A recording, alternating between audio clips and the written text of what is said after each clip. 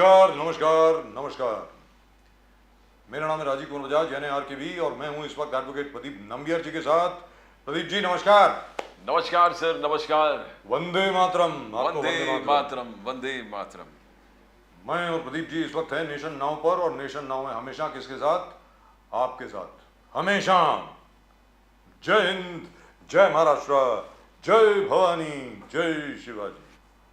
प्रदीप जी, मेरा ये कहना है कि चलिए ठीक है, भारतीय जनता पार्टी कर्नाटक में हार गई, लेकिन भारतीय जनता पार्टी के इतिहास को अगर देखा जाए तो ऐसा नहीं है कि अगर वो एक चुनाव हार गए हों तो बहुत कुछ हार गए हों। I agree, the loss in Karnataka was quite big, but knowing the BJP, I think they would be back at the drawing board and they would be looking at where did they go wrong, what are the other things that they could have done, and so on and so forth. I think. What do you think? Of course, the planning is 24/7. As on today, BJP, the single largest party in the country and in this probably earlier in the state, they have got 365 days, 24/7 working plan. They are always Yes. on the drawing boards, planning the next election. Yes. Before even people think of relaxing, they are always working. This seems to be, a trend that was there in Karnataka, which was not, they couldn't actually manipulate or get the UP model here, where they replicated and they won again, despite the challenge of coming back to power, which was very rarely. Incumbency factor. And Pradeep ji, I think this is a wake-up call for the BJP. I mean, very frankly speaking, I think they should treat it as a wake-up call, because do remember, they had lost even earlier in 2018. Karnataka, Madhya Pradesh, Chhattisgarh, Rajasthan and Punjab, ये सारे state जो हैं BJP हारी थी, but look at the way they came back. Whichever way they came back, but they came back. That's politics. Let's be very clear. Right at the moment with us from the BJP, we have our old friend Mr. Ganesh Hake. Ganesh Hake साहब नमस्कार. नमस्कार sir, नमस्कार। नमस्कार sir, नमस्कार। जय श्री राम, जय Shri Ram sir. जय Siya Ram sir, जय सिया राम, जय भवानी, जय शिवाजी। Yes sir. एंड जय बजरंगबली। गणेश हाके साहब, जैसे प्रदीप जी और मैं अभी बात कर रहे थे कि भाई भारतीय जनता पार्टी को अगर हम जानते हैं तो एक चुनाव के हारने से बहुत कुछ होता है लेकिन कुछ भी नहीं होता है। एक चुनाव हारने से भारतीय जनता पार्टी जागरूक होती है, जागती है और भी ज्यादा मेहनत करती है। क्या इस बार भी यही होने वाला है गणेश हाके साहब?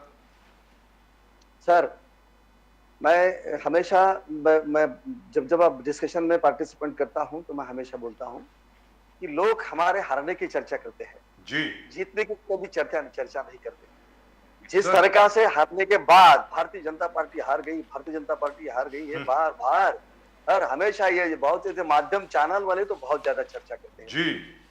लेकिन मैं बोला ना कि हम अभी 22 स्टेट में भारतीय जनता पार्टी की सत्ता है जी।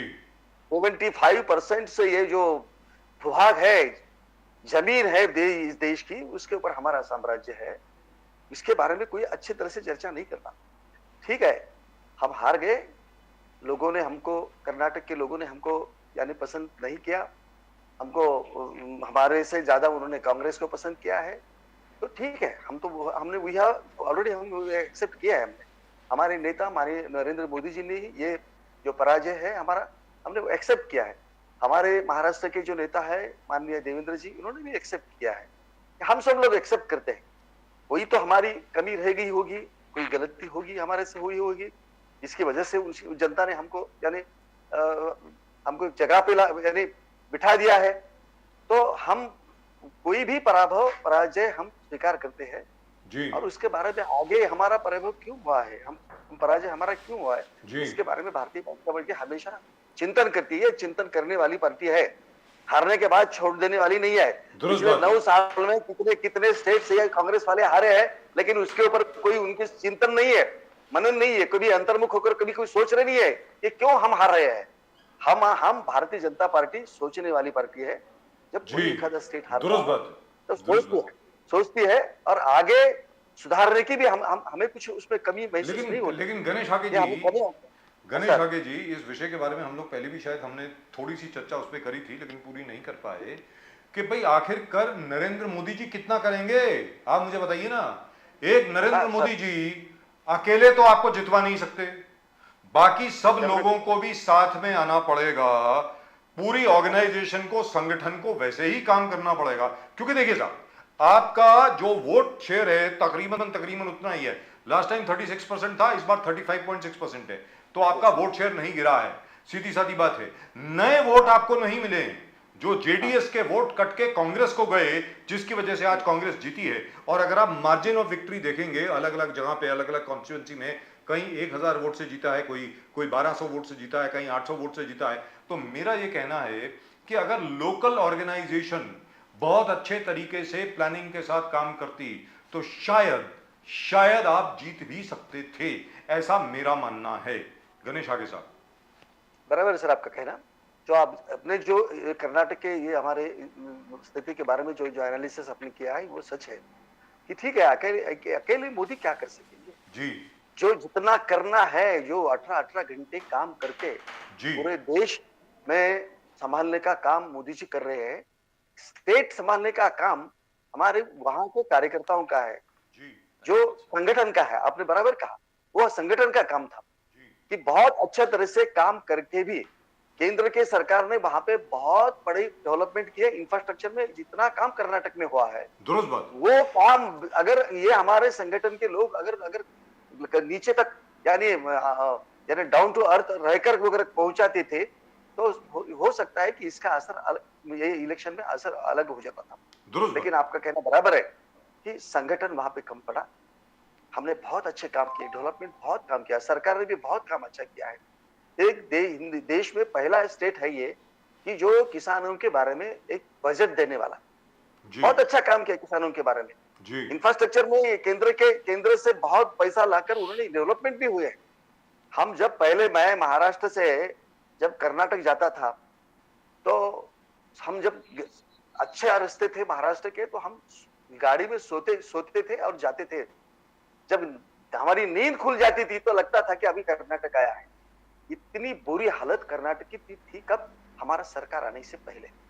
लेकिन जब हमारा सरकार वहां आया तो जो डेवलपमेंट्स वहां के रोड है, बाड़ी बस्ती तांडा, जहाँ छोटी छोटी ये वहां जहां तक रोड रास्ते हुआ है, महामार्ग भी बहुत बड़ी हुई है, अलग अलग तरह की बिजली हो, पानी हो, रास्ते हो, ये सभी इसमें कर्नाटक ने बहुत बड़ा काम किया है। किसानों के लिए तो आप देखेंगे तो किसानों के लिए इतनी स्कीम्स लाई है।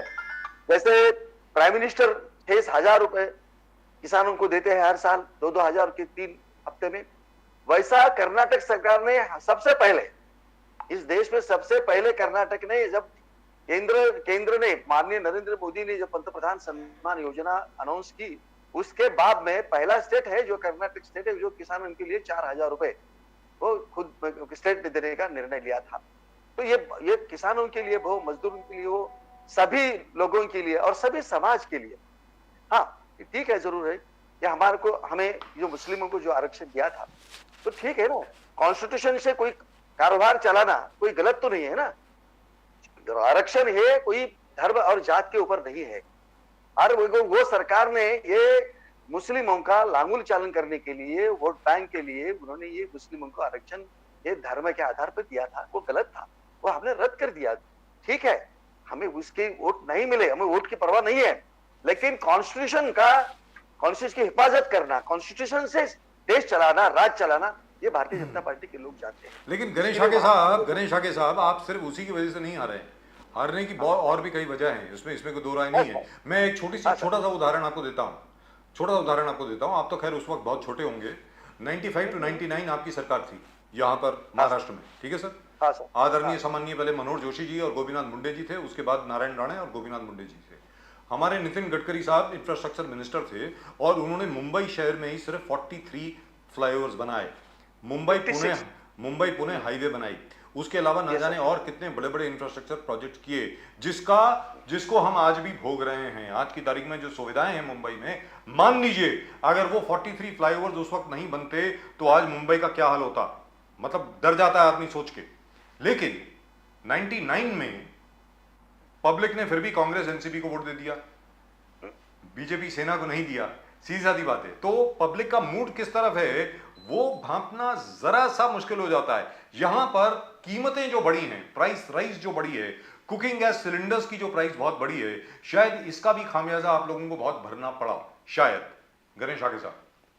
नहीं सर, दो बात, वो भी एक कारण हो सकता है, जी। लेकिन जो जो जो वहां के हमारे हारने के जो कारण है वो बहुत अलग है। मैंने कहा ना कि एक तो जो हमने मुस्लिमों का आरक्षण हमने रद्द किया, हटा जी। दिया, हटा दिया, उसकी वजह से वो मुस्लिम लोग नाराज हो गए। जी। और ये लोगों ने ऐसा अपप्रचार हमारे बारे में किया कि लोग संभ्रमित करने का काम कांग्रेस वालों ने किया, कि ये बोले कि बोले देखो ये मुस्लिमों को ऐसा करेंगे, अगर बाद में अगर सत्ता पे अगर आएंगे तो पूरा ये मुस्लिमों को खत्म कर देंगे, हटा देंगे यहाँ से। ऐसी यानी ऐसा प्रचार वहां पे वो लोगों ने किया, डर दिखाया भारतीय जनता पार्टी की, डर दिखाया वो कि भारतीय जनता पार्टी ऐसी पार्टी है, देखो तुमको पिछले हमारे सरकार ने आरक्षण दिया था लेकिन वो उन्होंने निकाल लिया है, अभी आगे आगे आगे आगे आगे मुसलमानों के बारे में क्या क्या करेंगे वो पता नहीं है। ऐसा वो वहां के लोगों को डराया। एक डर के लोग क्या किए, वो जो जीडी के साथ थे, सब मुस्लिम लोग, मुसलमान वहां पे, मुस्लिम धर्मीय लोग वहां पे जेडीएस के साथ थे जी। वो लोग वहां कांग्रेस की तरफ आ गए, बोले कि अभी नेशनल पार्टी बोल के कांग्रेस को उन्होंने पसंद किया। और वो जो आपने कहा ना, मैंने कि बहुत बहुत कम वोटों से हमारे लोग बहुत हारे हैं जी। 1000 2000 3000 वोटों से ये लोग हारे हैं। ये जो 5% आपने कहा ना, हमारे पिछले 2018 में जितने हमारे वोट थे उसमें से कोई बहुत परसेंटेज हमारा 0.2% कितना वोट हमारा फर्क कम हुआ है। वोट हमको उतने मिले लेकिन ज्यादा वोट कांग्रेस को मिलने से, जो कि वो जो जनता दल के वोट थे, जो मुस्लिम लोग वोट जो थे, हके साहब ये मुस्लिम वोट, हके साहब ये मुस्लिम वोट ऐसे ही पैटर्न सब स्टेट में आपको मिलेगा आने वाले चुनाव में, बिकॉज वो मुस्लिम वोट उसी को वोट देंगे जो बीजेपी को हरा सकता है।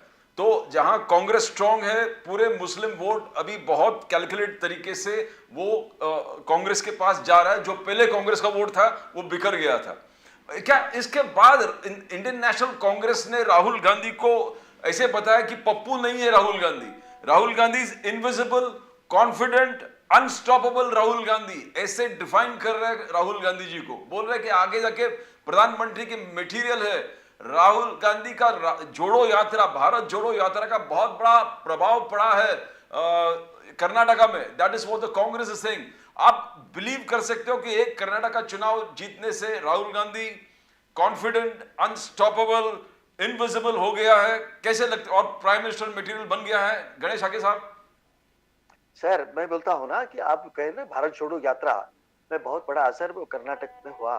अगर वहां पे कर्नाटक में हुआ तो फिर गुजरात में क्यों नहीं हुआ सर, पंजाब में भी क्यों नहीं हुआ? होना चाहिए था ना। वो बहुत लोग अगर एक्सेप्ट करते हैं, देश की जनता अगर उनको एक्सेप्ट करती थी तो वहां पे भी असर होना चाहिए था।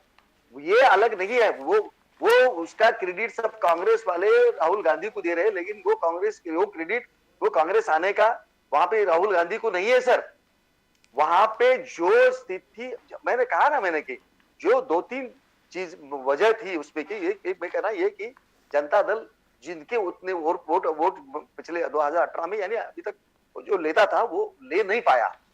और वोट वो जो डिवीजन होने की वजह से 5% वोट भी अगर जो जनता दल ने खोया है जी, तो मैं बोलता हूँ ना वो वोट कांग्रेस को मिला है सर जी, तो वो वोट की वजह से वहां पे कांग्रेस जीत गई है। तो दूसरी मतलब बात मैं बोला हूं ना कि तो आप जो दूसरा प्रदीप जी बात बोल रहे हैं, गणेश आगे साहब, हाँ, जो प्रदीप जी हाँ, बोल रहे हैं, बाकी देश में भी इसी प्रकार का माइनॉरिटी, शेड्यूल कास्ट और ओबीसी कंसोलिडेशन होने वाला है आपके खिलाफ। यानी ये एक बिसात बिछाई जाएगी, जो प्रदीप जी ने आपको कहा, इसके ऊपर गौर फरमाने लायक है सर। भले वो उत्तर प्रदेश हो, बाकी हर जगह पे हो। पहले आपको याद होगा कांग्रेस का फॉर्मूला क्या होता था जीत का? ND Tiwari, he was the last chief minister of Uttar Pradesh of the Congress. 1989 तक कांग्रेस की सरकार थी वहां पे, 1989 तक। ब्राह्मण, शेड्यूल कास्ट, मुस्लिम। आज एक बार फिर कांग्रेस इन्हीं तबकों को टारगेट कर रही है। इसके खिलाफ आप किस प्रकार कैंपेन करेंगे सर बाकी देश में? गणेश आके साहब। सर ये हमारे देश का दुर्भाग्य ये है जी, और हमारे लोग हमारा कि हम कितना चिल्ला चिल्ला कर कह रहे हैं कि ये देश में अगर ऐसा हो गया जी, कि अगर मुस्लिम वोट बढ़ गए तो जो पहले 700 साल ये मुसलमानों ने हमारे देश पे राज किया है वो दिन यानी बहुत दूर नहीं है। ये हो सकता है यहाँ पे अभी भी। और इसकी वजह से हम बहुत अलग तरह के से कोई भी किसी भी धर्म की सत्ता किसी देश के ऊपर नहीं रहना चाहिए, हमारी कॉन्स्टिट्यूशन कहती है सर। लेकिन सभी जो यहाँ पे जो हो रहा है, हमारी कॉन्स्टिट्यूशन से अलग एक तरफ लड़ रही है और ये चल रहा है देश, लोग चल रहे हैं, ये कांग्रेस वाले चल रहे हैं, ये इसी तरह से अलग अलग अलग दिशा से चल रही है। ये जो चल रहा है, ये इसी वजह से हम कितनी बार बोल रहे हैं सर कि समान नागरिक कायदा के बारे में हम बात कर रहे हैं। अभी 370 हमने वहां पे लाया, वो वहां ये जो वहां पे जो जिस तरह से राज चल रहा था उसे लोगों का फायदा हुआ। अभी तिहरी तलाक के बारे में हमने वो डिसीजन ले लिया है। और ऐसे कुछ डिसीजंस अगर भारत देश पे अगर नहीं हुए तो आप जो कह रहे हैं ना सर ये कांग्रेस वाले वोट की राजनीति के लिए ये ऐसा एक मुसलमानों का लांगूल चालन करते भी रहेंगे। और ये देश में इतना यानी मैं बोल रहा हूं कि ये जो राज पहले था मुगलों का, वैसा 700 साल था, वैसा ही स्थिति हमारे देश में आने तो वाली आपके मुताबिक है। कांग्रेस जो है, कांग्रेस पार्टी जो है आदरणीय सम्मानीय राहुल गांधी, प्रियंका गांधी, सोनिया जी के नेतृत्व में वो मुगलिया शासन को वापस लाना चाहती है, कहने का मतलब ये हुआ। यस सर, मुगलिया शासन को वापस लाना चाहती है कांग्रेस। यस प्रदीप जी। आगे साहब, राहुल गांधी जी ने शुरू किया था, आज वो कहते हैं कि हमने जो बोले थे, हर जो स्लोगन था, हर घर, हर गांव, हर गली, हर शहर में बनाएंगे प्यार और मोहब्बत की दुकान, और हमने नफरत की राजनीति को टुकराया। कर्नाटक के लोगों ने नफरत की राजनीति को टुकराया है। हमने इश्यूज निकाले, आपको इलेक्ट्रिसिटी 200 यूनिट फ्री देंगे, हमने दिया कि महिलाओं को 2000 रुपये देंगे, हमने किया कि बिलो द पॉवर्टी लाइन को 10 किलो चावल दे देंगे, free travel for woman, unemployment जो है जो बढ़ा हुआ है उसके लिए हम लोग पैसे दे देंगे एवरी मंथ। तो और उनका कहना था, मोदी जी आके ये बोले, बजरंगबली मोदी जी आके बोले कि कांग्रेस विरोधी देश के विदेशी ताकतों के साथ मिलकर देश को प्रोवोक कर रहे हैं। अमित शाह जी ने, जैसे आपने कहा कि यूनिफॉर्म सिविल कोड के बात किए, 4% मुस्लिम रिजर्वेशन को बात किए, और हमने लोकल पल्स टच किया, हमने लोकल लोगों के समस्याओं को हाईलाइट किया। मोदी जी, अमित शाह आके पूरे नेशनल इश्यूज लेके आए। That's why we won. How do you evaluation कैसे लगते हैं सर आपको as a normal political analyst? Sir Pradeep ji, ये उनको ही पता था कि हम चुन के नहीं आने वाले हैं, तो कोई तो क्या बोलते हैं उसको, इलेक्शन जुमला करके, ये जुमला मीन्स इन्होंने जो जितने आश्वासन दिए हैं उनके मैनिफेस्टो में जो उन्होंने लोगों को यानी क्या बोलते हैं, हम तो बोलते हैं कि वो झूठी आश्वासन दिए हैं उन्होंने। और झूठे आश्वासनों में थोड़ा सा वो कर्नाटक की जनता ऐसी है थोड़े से कि ऐसे आश्वासनों से थोड़ा सा उसके भूल पड़ गई उनको, और वो भूल पड़ने से लोगों ही थोड़ा सा कांग्रेस के उधर झुक गए लोग। लेकिन कांग्रेस या कर्नाटक के लोगों को पहले भी वहां पे कांग्रेस की सत्ता थी, कई ऐसी तरह के आश्वासन उन्होंने वहां पे दिए थे, और उन्होंने कोई भी आश्वासन उसने पूरा नहीं किया। डेवलपमेंट तो सबसे ज्यादा आप देखेंगे तो कर्नाटक सबका पिछड़ा स्टेट है इसमें, क्या अपना साउथ में, दक्षिण भारत में सबसे पिछड़ा स्टेट है वो। तो क्यों है? वहां पे कांग्रेस की भी सत्ता थी ना, जब कांग्रेस की सत्ता थी ऐसी भी आश्वासन देके वो सत्ता पे आते थे, लेकिन वो कुछ करते नहीं थे। इसी बार भी उन्होंने ऐसे ही आश्वासन दे दिए हैं कि हम वो करेंगे, 200 रुपए देंगे, वो 1000 रुपए दे देंगे, वो लोगों को सुविधा दे देंगे, महिलाओं को 200 यूनिट इलेक्ट्रिसिटी फ्री, 200 रुपए तक इलेक्ट्रिसिटी फ्री देंगे। ये ऐसे जो बातें की है उन्होंने, ऐसे ये बातों का जिसको सवंग पब्लिसिटी कहते हैं उसको हमारे मराठी इसमें, क्यों ज्यादा यानी चीप पब्लिसिटी, ये चीप पब्लिसिटी से यहाँ पे लोग थोड़ा सा बीजेपी के लीडर्स बहुत डिवाइडेड दिख रहे थे। आप बोम्मई के बॉडी लैंग्वेज को देखेंगे तो ऐसा लग रहा था कि गुस्सेल है, चिड़ा हुआ है, गुस्सा हुआ है, नाराज है। और येदियुरप्पा तो ठीक है, तो आइसोलेट थोड़ा हो गया था। सीटी रवि जी तो अलग ही कुछ कैंपेन चला रहा था कि मैं मुख्यमंत्री बनूंगा, all kind of things. Whereas if you see the Congress, एक यूनाइटेड हाउस दिख रहा था, ओवर कॉन्फिडेंट, जुबिलियंट, ऐसा लग रहा था कि जीतने वाले। एक बॉडी लैंग्वेज उनका दिख रहा था। डीके शिव कुमार और सिद्धरामैया बार बार लोगों को बोल रहा था कि देखो हम एक है, हम हमारे बीच कोई डिफरेंसेस नहीं है, हम लोगों की सेवा करने के, हम पहले जीतेंगे, उसके बाद सीएम जो तय तय करेंगे। तो BJP was being seen as divided house, Congress was being seen as a united forum fighting for the people. क्या आपको लगता है ये ठीक एनालिसिस है? देखो सर कि वहां पे हमारे नेता, वहां पे कौन मुख्यमंत्री बनेगा, इसको मुख्यमंत्री करना है, वो उनके वहां के नेता, हमारे लोकल के नेता, जो स्टेट के नेता है, वो उनके ऊपर नहीं होता। ये है कि हमारी पार्टी तो हाईकमांड तय करती है कि इलेक्शन के बाद हमारे विधायक दल का नेता जो चुना जाता है, तो वो सब विधायक दल के लोग चुनते हैं, वहां के जो विधायक है वो चुनते हैं।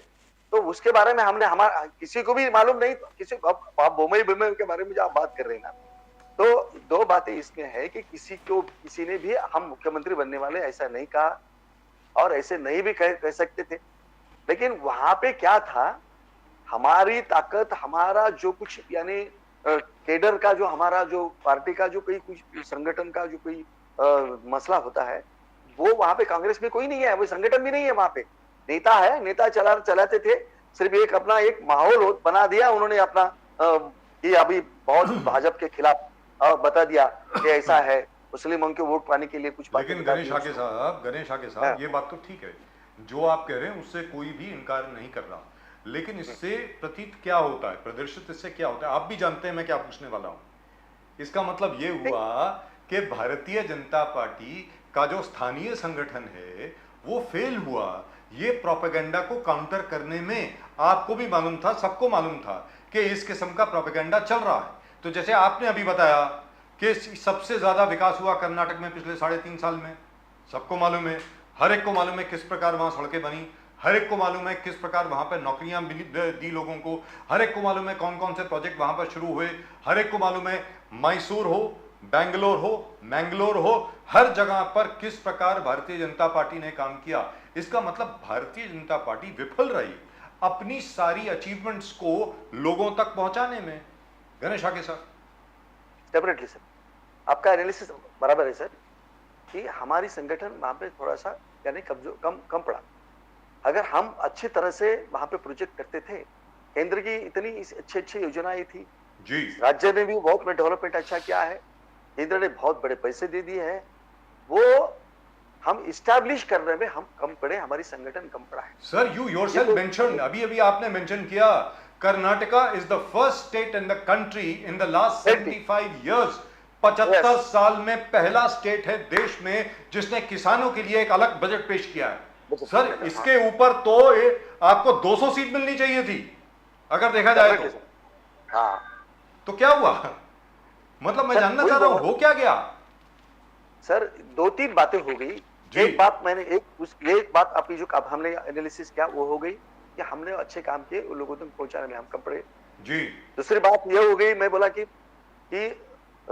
जैसा जिस तरह से कि हमारे जो नेता अपने नेता के बारे में आपने जिस चीज जिक्र किया जी, वैसा थोड़ा सा ये कांग्रेस वाले ने हमारे नेताओं के बारे में भी अपप्रचार किया, भ्रष्टाचार के आरोप लगाए हमारे ऊपर जी। और दूसरी बात यह है कि कोई समाज, वहां के जो लिंगायत समाज है जी, जो यानी वहां पे डोमिनेटिंग वो कम्युनिटी है वहां पे तो कर्नाटका में, वो हम उनके येडियुरप्पा को हमने यानी वो मुख्यमंत्री की इस्तीफा देने के लिए कहने के बाद थोड़ा सा वो भी असंतोष वहां पे उसने लिखा है। लेकिन बोमई को करने के बाद लेकिन हमारे बोमई के करने के बाद भी लोगों में के मन में ये कांग्रेस वाले ऐसा भ्रम पैदा करने में सक्सेस हुए कि ये लिंगायत लोगों के खिलाफ भारतीय जनता पार्टी है, वहां के मराठा लोगों के खिलाफ भारतीय जनता पार्टी है।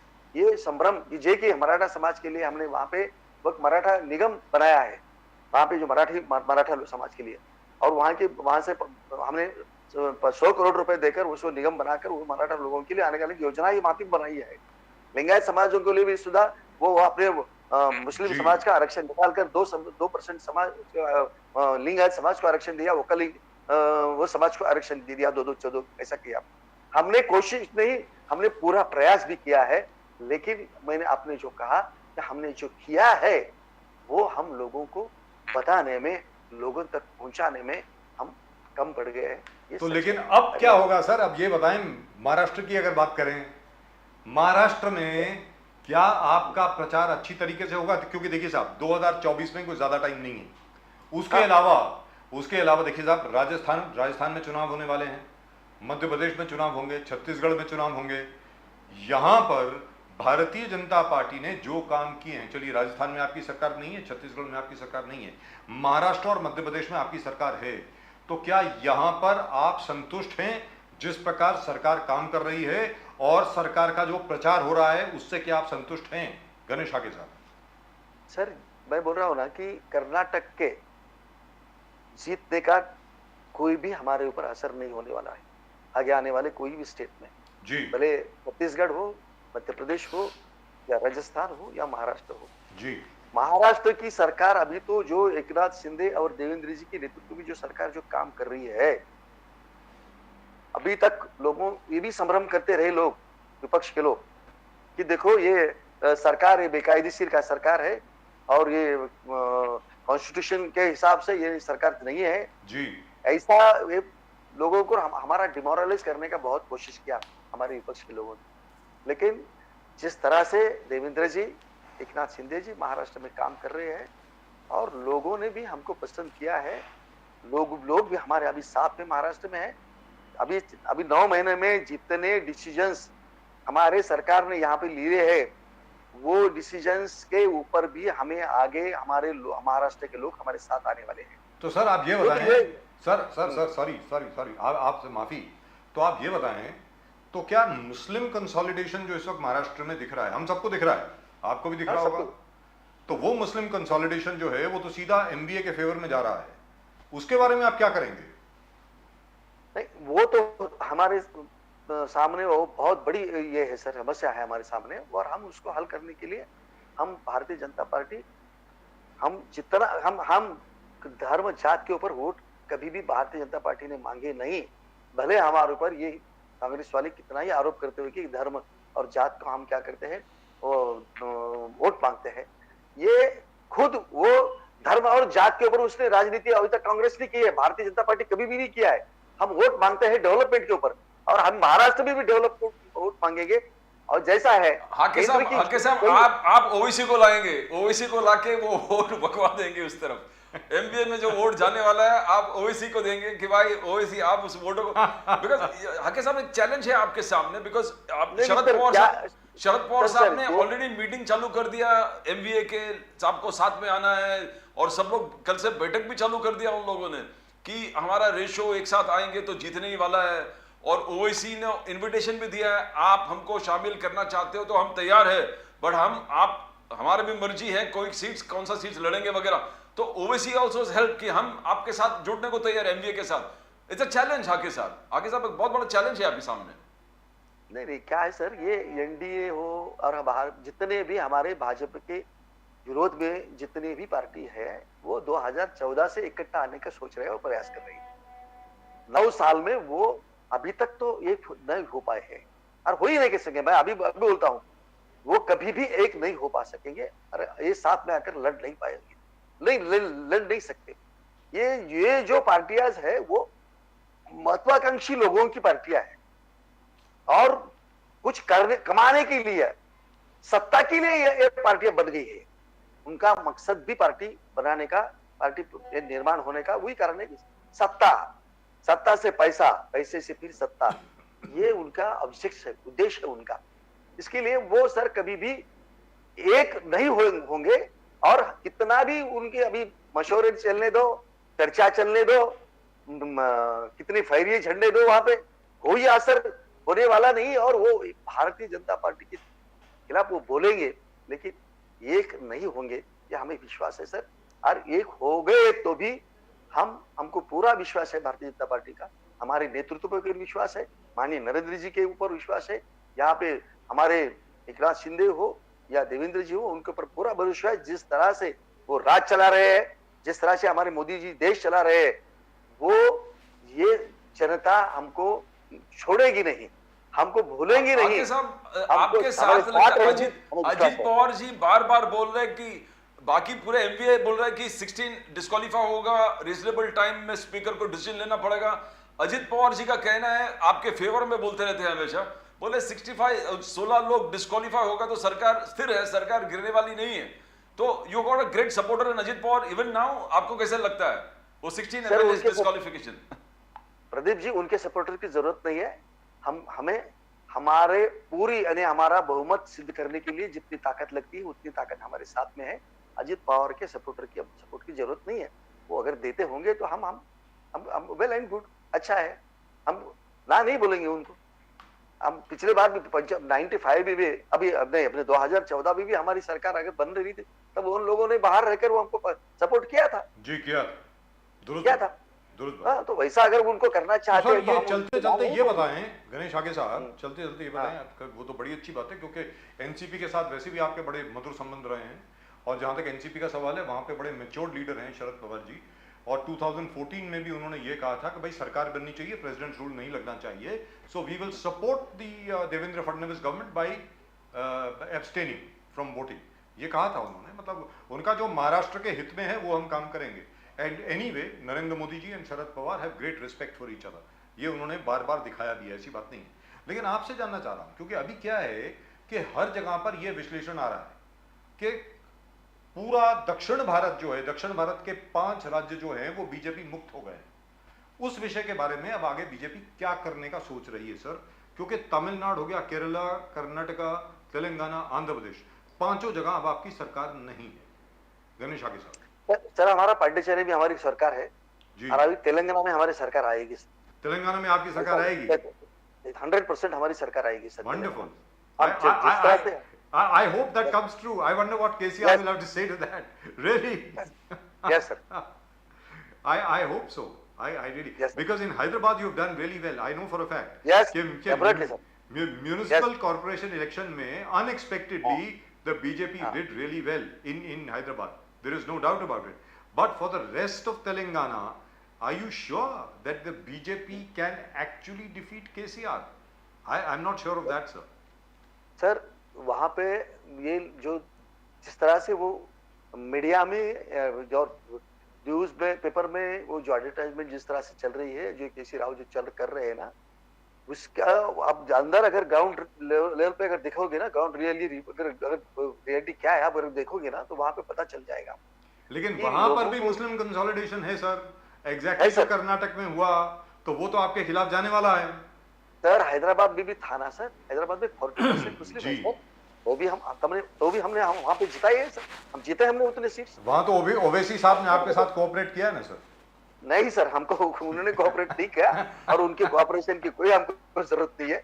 हम हमारे बलबूते पर, हमारे आइडियोलॉजी पर, हमारे नेतृत्व के इसमें हम इलेक्शन लड़ते हैं और उसी के हिसाब से डेवलपमेंट के मुद्दे पर, विकास के मुद्दे पर हम इलेक्शन जीत राइट। गणेश आगे साहब और जीतेंगे। Ganesh Hage Saab, thank you very much for joining us, and I love your spirit. In spite of the fact that you lost in Karnataka, you saying doesn't make a difference. We are working and we are going on ahead. Thank you so much, sir. Thank you very much. Namaskar, sir. Thank you, sir. Thank you very much. Namaskar. Vande Mataram, sir. Vande Mataram. Jai Sri Ram. Vande Mataram. Jai Sri Ram. Jai Sri Ram. Thank you. Jai Sri Ram. Wonderful.